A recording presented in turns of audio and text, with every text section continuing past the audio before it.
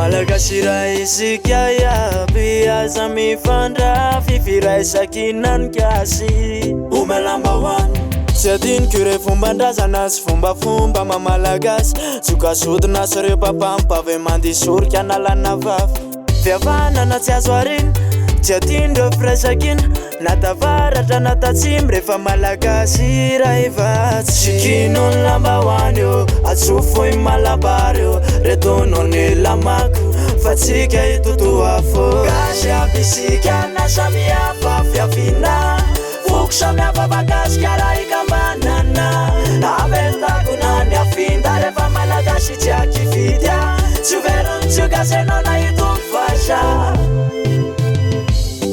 fa fiavananay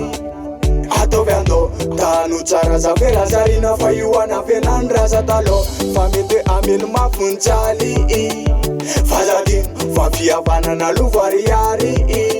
mety angetsay farotsaly raha fa rehefa gasy te iray raha fiavanana zavela fa tande ataovy andô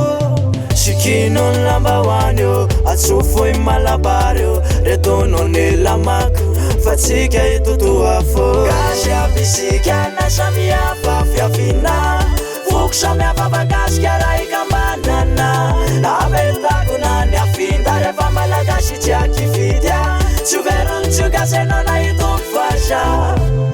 kasikarako tandrazako tazomiko ny fombandrazako fahine ny famorana sy famadiana ty fety miavaky fanabiana eo ny ona fianakavina tsy ny fankafantatre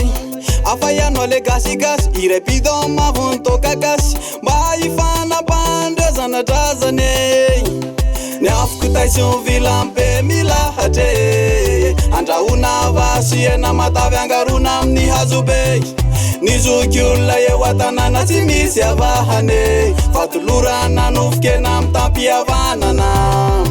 fa ny any ambany volombola afa ihany fa izy ireo no tena manajazany gasy abisika na samihafa fiavina foko samihafa makasikara ikambanana navetako ny afinda rehefa malagasy tsy akividya tsy overony tsy gasenao na itony fasha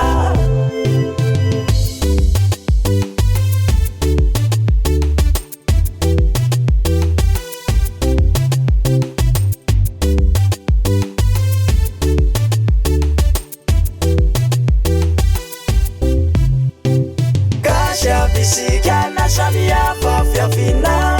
foko samihafa makasikara ikambanana navetako ny afinda rehefa malagasy tsy akividya tsy overony tsy gasenao na itony fasha gasy abisika na samihafa